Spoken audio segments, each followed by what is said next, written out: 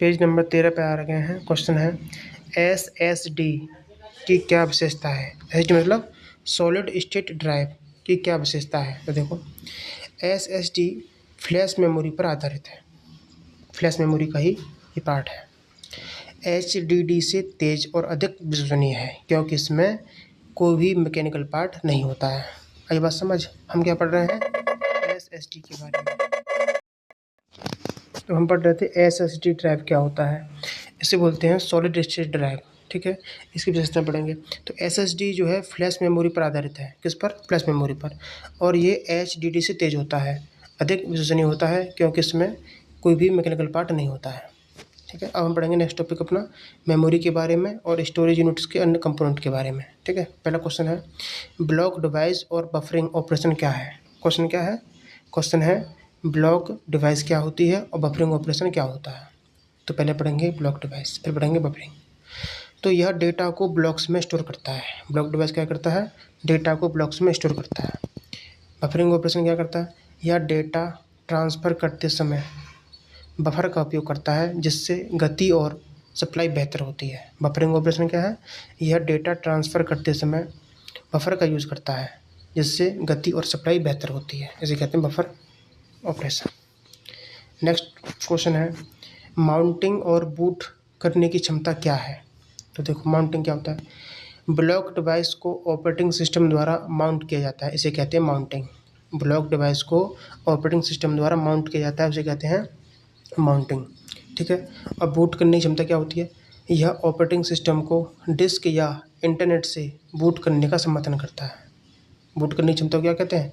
यह operating system को disc या इंटरनेट से बूट करने का समर्थन करता है। नेक्स्ट टॉपिक है ECC, इसे बोलते हैं error checking and correction. ECC का मतलब क्या है? Error checking and correction. इसका क्या उपयोग है? तो यह डेटा में त्रुटियों को जांचता है और सुधार करता है। ठीक, यहाँ से टॉपिक स्टार्ट होता है कंप्यूटर सॉफ्टवेयर के बारे में। कंप्यूटर सॉफ्टवेयर क्या है? देखो सॉफ्टवेयर प्रोग्राम का समूह है जो हार्डवेयर को कंट्रोल करता है। सॉफ्टवेयर क्या है? प्रोग्राम का समूह जो हार्डवेयर को कंट्रोल करता है। सॉफ्टवेयर की मुख्य कितनी श्रेणियाँ होती हैं देखते हैं। सॉफ्टवेयर की श्रेणियाँ पूछ रहा है। ठीक है, सॉफ्टवेयर 3 प्रकार का होता है, सिस्टम सॉफ्टवेयर, यूटिलिटी सॉफ्टवेयर और एप्लीकेशन सॉफ्टवेयर। ठीक है, सिस्टम सॉफ्टवेयर क्या होता है? ये कंप्यूटर को चलाता है, नियंत्रित करता है और समन्वित करता है। ठीक है, सिस्टम सॉफ्टवेयर के एग्जाम्पल क्या हो जाएंगे? विंडोज़ और Linux. Windows Linux system software के एग्जाम्पल। दूसरा है यूटिलिटी सॉफ्टवेयर। ये क्या है? कंप्यूटर के विश्लेषण और रखरखाव में मदद करता है। इसके एग्जाम्पल क्या हो जाएंगे? वायरस स्कैनर, ये यूटिलिटी सॉफ्टवेयर है। तीसरा हमारा है एप्लीकेशन सॉफ्टवेयर। इसका क्या होता है? उपयोगकर्ता के विशिष्ट कार्यों के लिए ये होता है एप्लीकेशन सॉफ्टवेयर। इसके एग्जाम्पल हो जाएंगे MS ऑफिस और फोटोशॉप, ये एप्लीकेशन सॉफ्टवेयर के एग्जाम्पल हैं।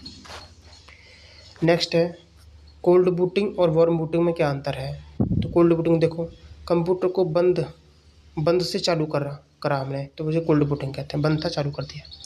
वार्म बूटिंग क्या है? कंप्यूटर को रिस्टार्ट करना, मतलब पहले से ऑन था फिर से चालू कर दिया बंद करके।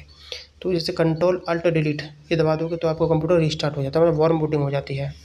रिस्टार्ट करने के लिए या वार्म बूटिंग करने के लिए क्या दबाते हैं? Control alt del. अब लैंग्वेज प्रोसेसर क्या है और इसके क्या प्रकार हैं। देखो लैंग्वेज प्रोसेसर प्रोग्रामिंग भाषाओं को मशीनी भाषा में बदल देता है। प्रोग्रामिंग भाषाओं को मशीनी भाषा में बदल देता है। इसके 3 प्रकार हैं, एक असेंबलर, कंपाइलर, इंटरप्रेटर। असेंबलर क्या करता है? ये असेंबली भाषा को मशीनी भाषा में बदल देता है। किसमें? असेंबली भाषा को मशीनी भाषा में। कंपाइलर क्या करता है? ये पूरे प्रोग्राम को एक बार में ही बदल देता है। ठीक है, और इंटरप्रेटर क्या करता है? एक एक इंस्ट्रक्शन को अनुवाद करके तुरंत निष्पादित करता है। इंटरप्रेटर में एक एक निर्देश उठाया जाता है, एक एक निर्देश को अनुवाद किया जाता है। कंपाइलर में पूरे प्रोग्राम को अनुवाद किया जाता है। असेंबली में असेंबली भाषा को मशीनी भाषा में बदल देते हैं। अब पढ़ेंगे कंप्यूटर की भाषा नेक्स्ट वीडियो में।